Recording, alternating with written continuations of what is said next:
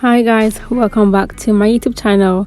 In this video I'm going to be showing you how I install mini braids on mid-length stretched out natural hair, and also for somebody with tender scalp. So if you have tender scalp, I'll be showing you how I install my mini braids, especially if you do not feel like going to a salon to do your hair.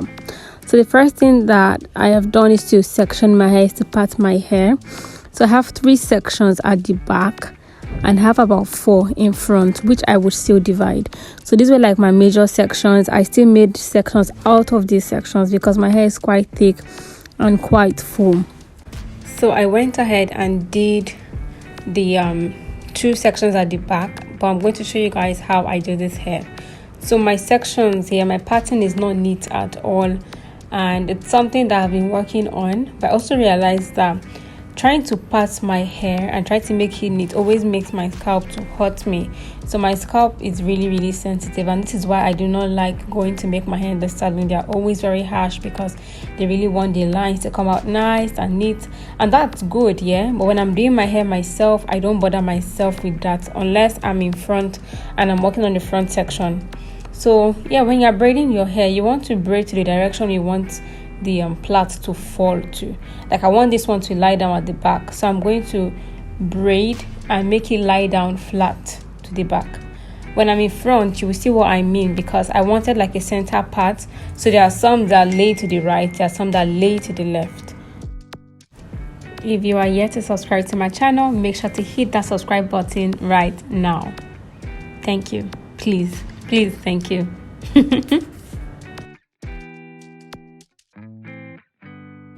If you notice, I'm twisting the ends of my hair. So in the beginning of this video, beginning of installing this hairstyle, I wasn't sure of the size I wanted these mini braids to be. So you can see the first ones I did were looking quite big. But then I decided to settle for smaller sizes, and then I decided to twist the ends so that the takedown process would be a little bit easy.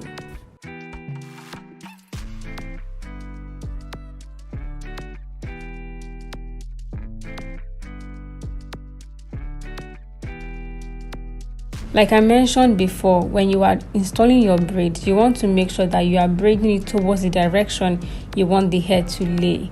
So I want this particular plait to lay down on my right side or left side. I can't tell which one right now.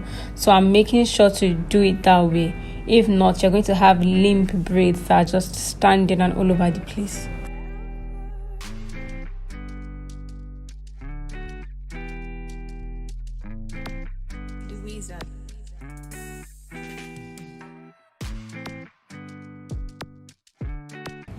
I just want to point out that the previous section and this section, they are one. It was kind of like an end shape or like a horseshoe shape.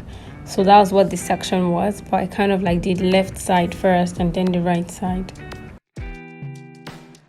If you are yet to subscribe to my channel, I think now would be a good time for you to subscribe. Alright, so let me explain this whole parting disaster going on my head.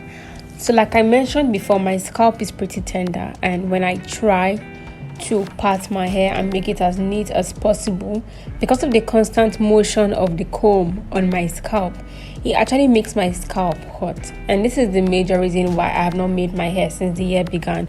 So yes, 6 months I haven't gone to do my hair in a salon. I think I went once. I did African threading and I had an injury on my scalp. I didn't want to document that because it was really nasty. I had an injury on my scalp, but I survived it.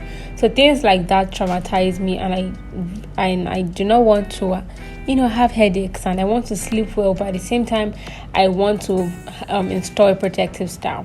So I decided to do my hair myself. I've been doing my hair myself for a while, mostly just mini braids and mini twists and things like that. And honestly, I feel like me doing my hair myself has really helped to my hair growth journey. It has really helped with hair growth, because the moment I go to a salon, they either mess up my scalp or they mess up my hair, because they're always using like these tiny combs to comb your hair, and you tell them so many times and they still do what they want to do. So I know that my patterns are not neat, and I would love to make them neater. I'm practicing every day, or every opportunity I get, I'm practicing. But at the same time, I do not want to injure my scalp. It's already really traumatized, and I don't know what causes tender scalp, but I know that as old as I am, I cry every time I go to the salon. I am either I break down in tears, or maybe I'm fighting back tears. It's never like a very easy thing for me to do. So if I say I've got to make my hair in a salon, just put me in prayers, because would you believe that this hair took me 3 days to complete? And it's not because my hair is so long or it's so full, it's just laziness. Yes, I had work to do. I was working at the time, but I also had time to like finish up this hair in like a day or two max. But because of laziness, I extended it to 3 days. So I had to wear this shirt. Every time I wanted to film, I had to wear this shirt for the sake of this video. So finally, I'm done with the hair. The hair is looking really nice.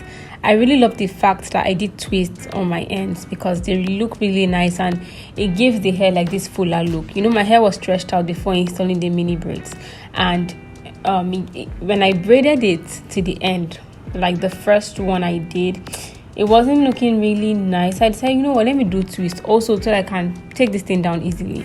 So this is what the hair is looking like. I did medium-sized braids at the back and I did smaller ones in front. This is a very good hack for people with full hair like mine. You don't want to spend the whole week braiding your hair and you don't want to spend the whole week taking it down.